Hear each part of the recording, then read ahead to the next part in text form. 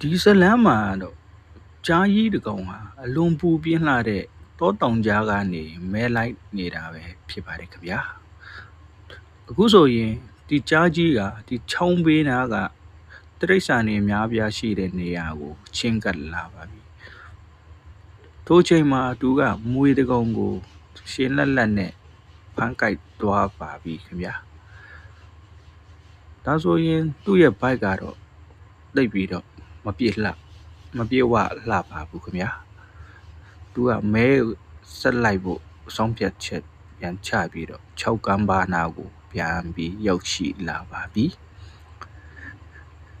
မဲလိုက်ဖို့တိရစ္ဆာန်တွေကိုအကောင်တွေကိုလိုက်ရှာနေရင်းနဲ့သူ့ရဲ့မျက်လုံးရှေ့ကနေပေါ်လာတဲ့တိရစ္ဆာန်ကတော့မိကြောင်တကောင်ပဲဖြစ်ပါတယ်ခင်ဗျာသူကရေကူးကျွမ်းလာတဲ့မိကျုံစီကနေသူ့ရဲ့ခေါင်းလေးဖော်ပြီးကူးသွားလိုက်ပါပြီခင်ဗျာအနီးနားကိုကြည့်ပြီးတော့အခြေအနေကကဲခတ်နေပါတယ်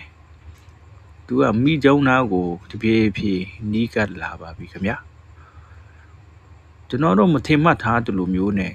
ကြားကြီးကရေထဲမှာရှိတဲ့မိကျုံလေးကိုနှပန်းလောင်းဖို့ဆုံးဖြတ်ချက်ချလိုက်ပါပြီအခြေအနေကဲခတ်ပြီးနောက်မိကြောင်ကနေကြားကြီးကနှပန်းလုံးနေပါပြီခင်ဗျာထိုခိုက်နာကကြားကြီးကလည်းမိကြောင်ကိုအစာအဖြစ်ဒီကုံရရင်တော့တနေ့စာတမ်းမဟုတ်ရင်တော့တပတ်စာအေးစေးနားယူလို့ရပါပြီခင်ဗျာထင်သားတလို့မဟုတ်ပဲနဲ့မိကြောင်ကကြားကြီးရဲ့အစာကြီးဖြစ်နေပါပြီ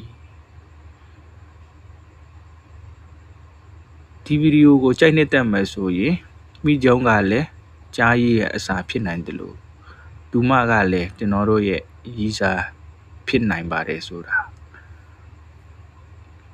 ကွန်မန့်လေးတွေရေးခဲ့ပါအောင်ခင်ဗျာအားလုံးကိုအထူးပဲကျေးဇူးတင်ပါတယ်